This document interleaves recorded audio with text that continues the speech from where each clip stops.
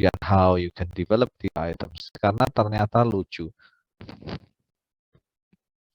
Saya menemukan ketika saya diminta untuk menjadi salah satu penulis soal untuk guru-guru yang P3K kemarin itu, saya bersama dengan 5 orang, 2 orang dari universitas dan 3 orang dari P4TK bahasa Inggris. P4TK ya, mungkin kayak kalau dulu apa kanwilnya yang ngurusi bahasa Inggris itu.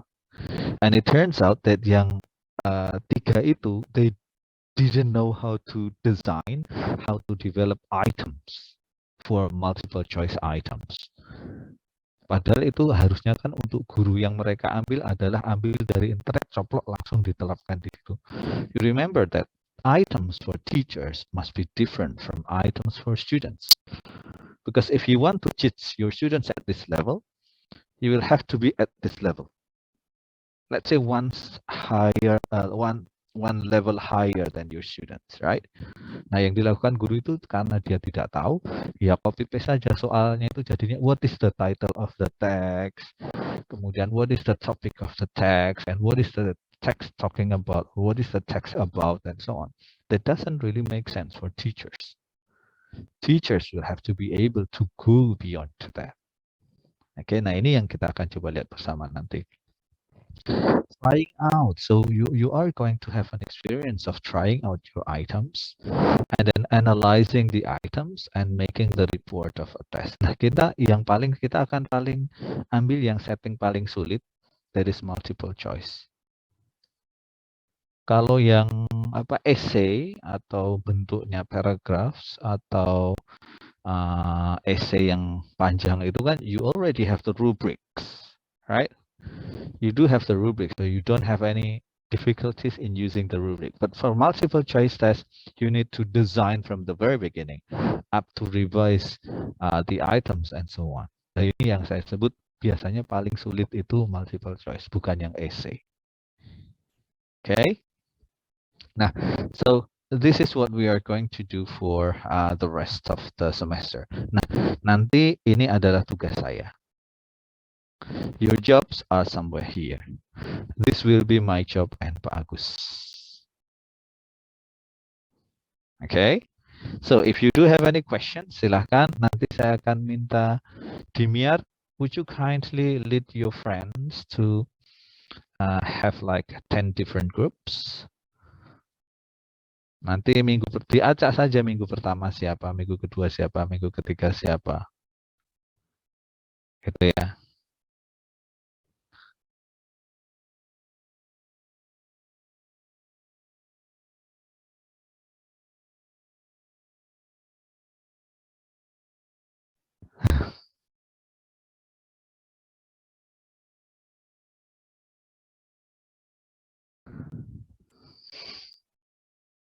J. Okay, so Mas Danda, if you do have any questions, silahkan. Sir, can I? Yes, please. So actually, what kind of presentation we must present actually? I mean the topic, such as what should we present actually? Kind of assessment or what, sir? See, kindly check your what is it? Kindly check your RPS, yeah.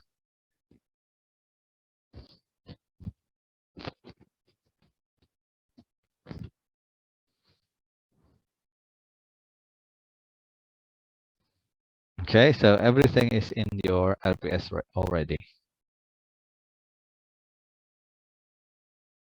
Okay, thank you, Mas Mohlizarti. Is there any other questions, Mas dan Mbak?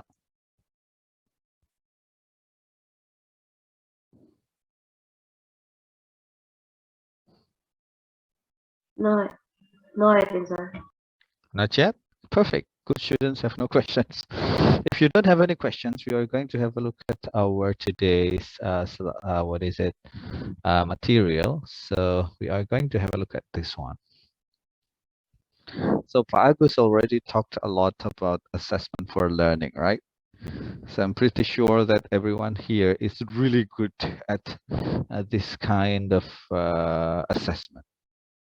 All right, now my first question before I start our next slide, before I show our next slide, hold on.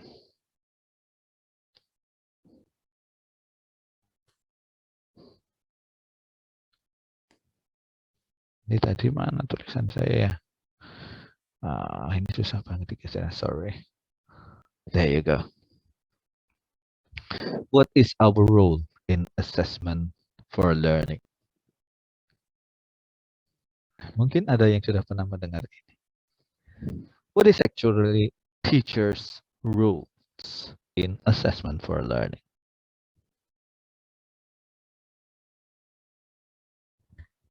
Designing the assessment, sir. Okay, good. Cindy, good.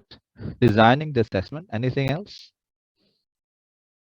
So you already learned about the concept, or the what assessment for learning is, right? The concept, and then the how, the types, and so on with Pak Agus. And now it's time for me to ask you questions. Nah, ini tadi pertanyaan-pertanyaannya. What is our role? Tadi Cindy mentioned about designing the test or the assessment. Anything else? We have to know, Yes. we have to know the objective of learning, sir. The objective of learning. Learning objective. Okay, thank you. Anything else? Help students improving their achievement, sir. Helping the students to achieve their achievements. Okay, to get their achievement. Okay. Anything else? One more, please. How about implementing the assessment and also evaluating the assessment, sir? Informing students. Tadi Mbak siapa? Kemudian implementing and evaluating. Yes, indeed. All right. Thank you. Yeah. So yeah. Thank you, Mas dan Mbak. Hold on. So basically,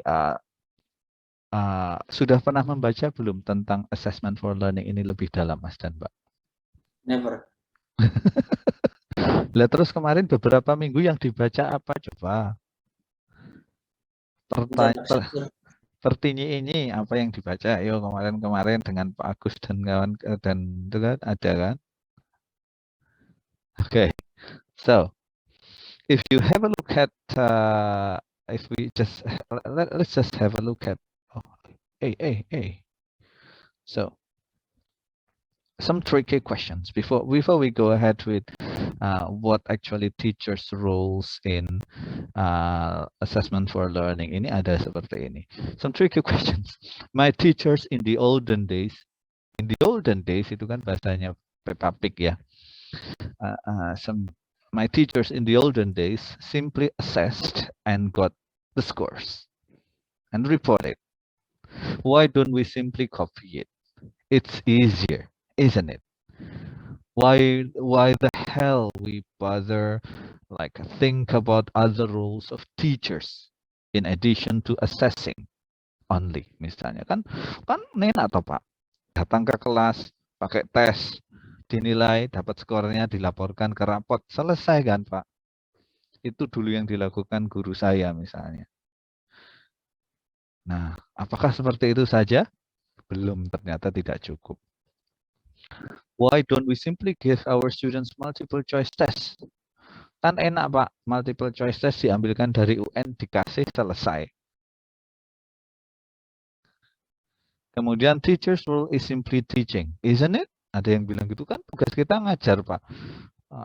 Assessing itu kan tugas tambahan misalnya. Ternyata bukan seperti ini Mas Mbak. It turns out that being a teacher is a really tugas mulia, pahlawan tanpa tanda jasa, tanpa gaji yang memumpuni mungkin. Tapi sekarang sudah lumayan ya. Gaji guru sekarang lumayan kan? Ya minimal 8 juta katanya kan, minimal itu. Kalau yang sudah tersertifikasi, mungkin kalau kayak Cindy ini kan, kayaknya Cindy di sekolah internasional mungkin more than that mungkin ya Cindy ya.